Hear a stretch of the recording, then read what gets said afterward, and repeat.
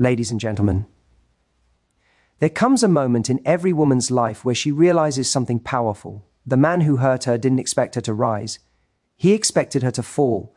And tonight, we're going to talk about what happens when you do the opposite. When instead of breaking, you evolve. When instead of reacting, you reposition. When instead of proving your worth, you remember it. Stay with me until the end, because the shift we're about to talk about will completely change the way a man responds to you and the way you respond to pain. When a man hurts you, the first instinct inside you is always emotional. It's human, it's natural. You feel the shock, the sting, the confusion, the disbelief. And that emotional reaction convinces you that responding with the same emotion is the only way to protect yourself. But what you don't realize in that moment is that your emotion is exactly what he expects. It's the reaction he has already predicted because it fits the pattern he's used to. People often hurt others with the subconscious belief that the hurt will give them control, not because they want to destroy you, but because they assume you'll respond in a way that keeps them in a position of power. This is where your true strength begins, not in the reaction, but in the pause you create before it. When someone believes they can hurt you and still maintain the same level of safety in your connection, they behave recklessly. They act without fear of consequences. But the moment you break that pattern, by refusing to react emotionally, you create an internal shift that changes everything. It's not about pretending you aren't hurt. It's about choosing how you channel that hurt. Composure is a language. It speaks louder than anger. Anger tells him you still care enough to fight. Tears tell him you're too connected to pull away. Arguments tell him he still has emotional access to you. But composure says something entirely different. It says you're not here to convince him of your worth or teach him the value of what he risked. You are here to observe what he chose and decide whether it aligns with who you are and what you want. The moment you step into composure, you become unpredictable, and unpredictability creates tension. Emotional outbursts are predictable. So is chasing, explaining, begging for clarity. What's not predictable is a woman who looks at someone who hurt her and chooses stillness. A woman who decides to breathe instead of break. A woman who chooses silence over a storm. That calmness isn't weakness. It's the most powerful form of communication you possess. It says, I see everything, and I will respond not by losing myself, but by returning to myself. Pain is not the problem. Pain is information. But how you respond to that information determines the future of every connection you're part of. When you react emotionally, you send the message that he still holds the power to shape your inner world. When you respond with composure, you send a different message. He may have created the moment, but you choose the meaning. And that shift is what confuses him, because he was prepared for the first version of you, the emotional version, the one he could predict. He was not prepared for the version of you that chooses grace over reaction. Grace is disarming. It forces a man to see himself clearly. When you don't explode, you give him space to sit with what he's done. That space becomes a mirror. Suddenly he hears his own words echoing back. He remembers the tone he used, the message he sent, the disregard he showed. And instead of you cleaning up the mess with explanations or emotional labor, he's left alone to deal with the discomfort of his own choices. That's when confusion begins, because he expected your reaction to soothe his guilt, justify his behavior, or distract him from self-awareness. When you don't react, he has to confront the truth of who he was in that moment. There's something profoundly powerful about a woman who refuses to let her emotions be controlled by someone else's inconsistency. A woman like that becomes a force, not because she doesn't feel deeply, but because she chooses to feel intelligently. She knows that reacting on impulse often leads to decisions she will regret. She knows that true connection isn't built on proving a point, but on understanding her own value. And she knows that a man who hurts her has already shown her something important, something she cannot afford to ignore. When a man realizes he can no longer trigger you into reacting, he begins to see you differently, not as someone clinging to the connection, but as someone who will walk away if she must. And the possibility of losing someone who carries herself with that level of emotional poise is far more impactful than the fear of an argument. Arguments pass, raised voices fade, emotional outbursts can be dismissed as temporary reactions. But composure? That stays with him. That makes him rethink. That makes him replay the moment over and over again in his mind, trying to understand why you didn't respond the way he expected. He starts asking himself questions he didn't ask before. Did I go too far? Did I underestimate her? Has she disconnected from me? Is she thinking of leaving? Does she even care anymore? Confusion becomes clarity for you and chaos for him. Not because you wanted to manipulate him, but because your response forced him to face something real, the possibility that your standards are higher than the situation he created, that you aren't willing to trade your peace for anything, not even for the person you care about. That level of self-respect shifts the entire dynamic of the relationship. This leads into the second force that confuses him: distance without drama. Every man understands distance if it comes with anger. When you block him in rage or send a goodbye text full of emotion, he feels the heat of the moment but not the weight of losing you. Because deep down, he assumes that the door is still open. Emotional goodbyes are often temporary. But distance without drama, that hits differently. Distance without drama means you aren't reacting, you're recalibrating. It means you're taking a step back, not to punish him, but to protect yourself. That quiet retreat is powerful because it's rooted not in fear, but in clarity. You've seen enough. You know what you feel. And now you're making space to understand what it means. That space isn't a threat. It's an act of self-preservation. And a man can always tell the difference. When you step back calmly, he loses the ability to predict your next move. He thought hurting you would trigger conversation, conflict, or pursuit. Instead, it triggered distance. Not distance with hostility, but distance with dignity. That kind of distance forces him to reconsider his behavior because it disrupts the emotional supply he thought he had access to. You're no longer giving him reactions, reassurance, or effort while he gives you pain. You've stopped participating in the version of the connection that hurts you. Distance without drama is confusing because it's so rare. Most people either lash out or shut down in bitterness. But when you step back with emotional maturity, you shift the tone of the connection into something he can't control. He starts to feel the space, and space speaks. It tells him he may not be as important in your world as he believed. It tells him you're thinking. It tells him you don't need him to regulate your emotions. It tells him your life continues whether he returns or not. That is a shock to someone who assumed he had more hold on you than he actually did. Silence is often mistaken for weakness. But in moments like this, it's the ultimate display of strength. Silence shows restraint. It shows emotional discipline. It shows the ability to prioritize yourself even when your heart is involved. And that is deeply confusing to someone who expected you to fall apart. When you choose silence, you're not abandoning the connection, you're abandoning the chaos. You're refusing to be pulled into a cycle that drains you. You're choosing clarity over noise, peace over reaction, and dignity over impulse. That kind of silence makes him notice things he didn't notice before. He notices your absence in conversations he thought you'd initiate. He notices your disengagement from patterns he took for granted.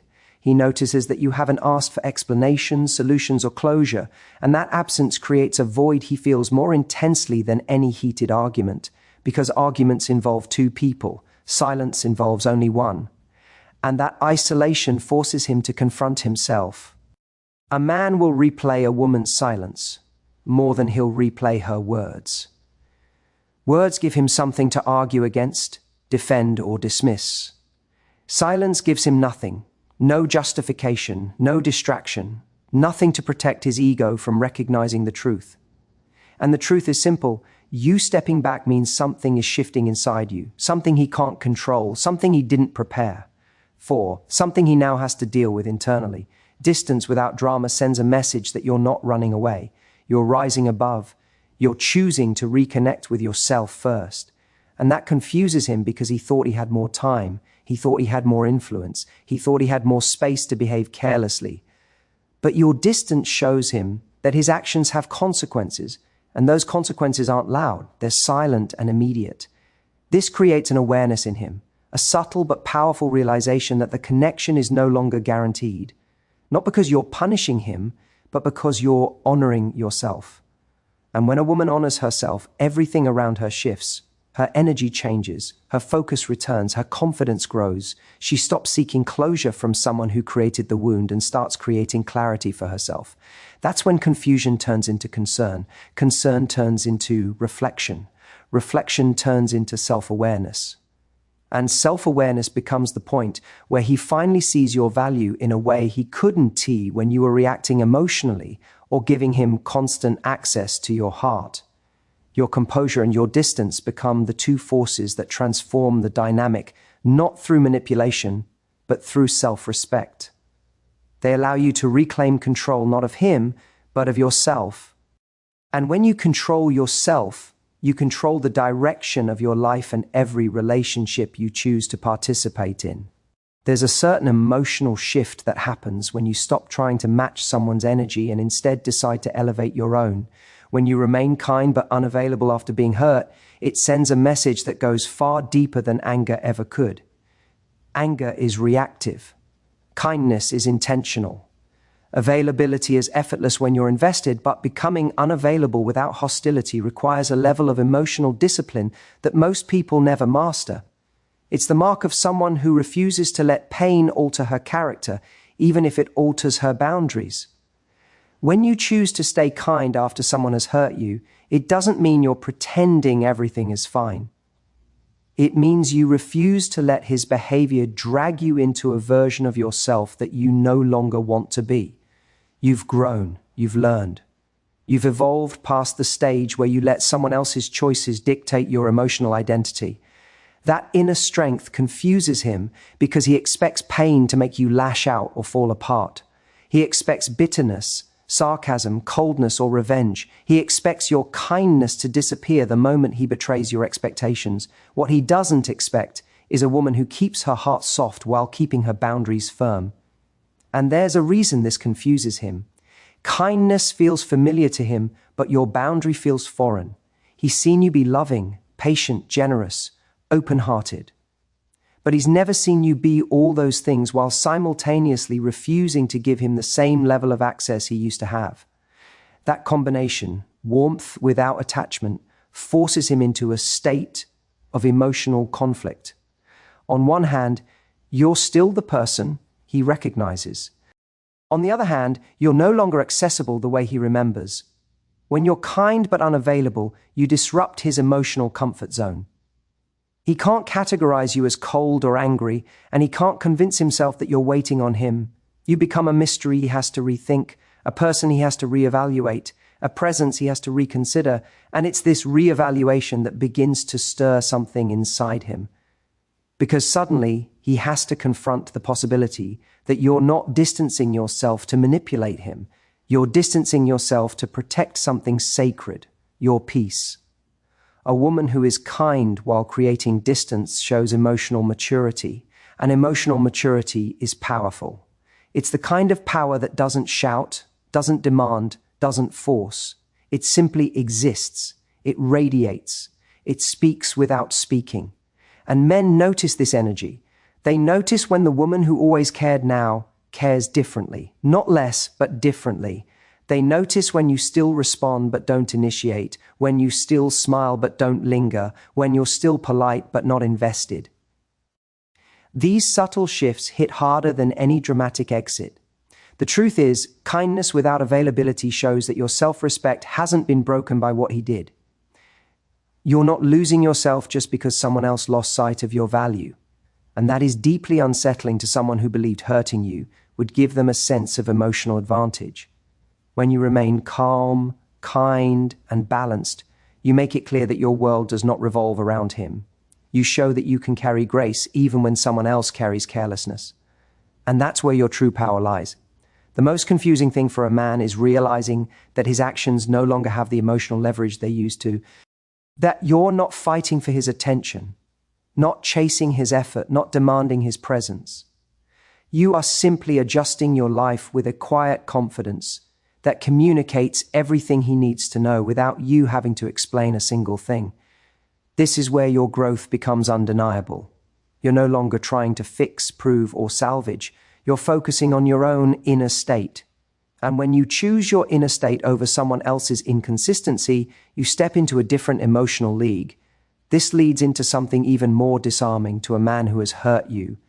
When your energy shifts away from him and toward yourself, there's nothing more confusing to someone who has wounded you than watching you rise instead of crumble. Most people expect pain to slow you down, to break your focus, to shrink your world. But when pain becomes the catalyst for your expansion, everything changes. When you turn inward and start investing in your own life again, it creates a quiet but powerful ripple. You begin rediscovering the parts of you that got neglected while you were caught up in the emotional ups and downs of the connection. You start waking up with more clarity. You start creating routines that nourish you rather than drain you. You start replacing the emotional weight he left with things that uplift you. New goals, new habits, new ways of showing up for yourself. This shift is confusing because it contradicts the narrative he built in his mind. He thought hurting you would give him time, space, or superiority. Instead, it gave you purpose. He thought you'd wait for him to fix it. Instead, you began fixing yourself. He thought you'd spiral. Instead, you started rising. And that rise becomes a mirror he can't escape. Because as you grow emotionally, mentally, and spiritually, he begins to feel the contrast between your elevation and his stagnation. There's something remarkably magnetic about a woman who heals in the right direction, not toward bitterness, but toward betterment, not toward anger, but towards self-improvement, not towards self-destruction, but towards self-expansion. When you start pouring into yourself, your energy becomes radiant. You walk differently. You speak differently. Your presence carries strength, assurance, softness, and focus all at once. And that shift is impossible for a man to ignore. When you redirect your attention back to yourself, you reclaim the emotional space he once occupied. Suddenly, you're spending more time with people who appreciate you, engaging in projects that excite you, practicing habits that bring out the best in you. You're rediscovering what your life feels like when it isn't centered around someone else's behavior. And this is where confusion becomes discomfort for him, because he begins to realize that the version of you he hurt is no longer the version of you he has access to. As you start to rebuild your sense of identity, your standards rise. You naturally become more selective about who gets your time, attention, and emotional availability. You no longer overlook red flags just because you care. You no longer accept bare minimum effort just because you're afraid of losing someone. You realize that losing someone who hurts you is not a loss, it's a release. And with each day you pour more into yourself, the stronger that realization becomes. A man who watches you grow after he's hurt you begins to understand something profound. He underestimated the depth of your resilience. He misinterpreted your softness as weakness. He mistook your effort for dependency. He thought he had more influence over your confidence than he actually did. And now he has to sit with the fact that the woman he took for granted is becoming the woman he may no longer qualify for. When you shift your energy back to yourself, you change the emotional dynamic entirely. You're no longer reacting to him, you're reflecting on yourself. You're no longer seeking his validation, you're rebuilding your own. You're no longer waiting for him to choose you, you're choosing your own path. And once your focus returns to you, he begins to feel the absence of something he didn't appreciate when it was present. Your attention, your effort, your emotional presence. This shift is incredibly powerful because it places the responsibility back where it belongs, not on you, trying to understand why he hurt you, but on him, realizing what he stands to lose because of his actions. Your growth becomes his wake-up call. Your silence becomes his reflection. Your distance becomes his discomfort. Your evolution becomes his fear of not being able to reconnect with the version of you he once knew. You confuse him most when you become the safest place he has ever known, but no longer the place he has access to whenever he chooses. When your kindness remains, but your availability disappears. When your heart stays open, but closed to him. When your love for yourself becomes stronger than any desire for someone who hurt you, that is when everything shifts. That is when he realizes that hurting you didn't break you, it awakened you. And that awakening is only beginning, because what comes next in your transformation will show him exactly how powerful you become when you stop fighting for someone and start fighting for yourself. There comes a moment in every woman's life when she realizes that her silence, her distance, her elevation, and her boundaries have changed her completely. She sees herself evolving, expanding, rising in ways she didn't know she could. And right in the middle of that transformation, something powerful begins to happen. Her confidence starts to rebuild from the inside out. Not because someone returned, apologized, or tried to fix what they broke, but because she finally discovered her own strength, independent of anyone else's presence. That shift is where Keynote 5 truly begins to breathe.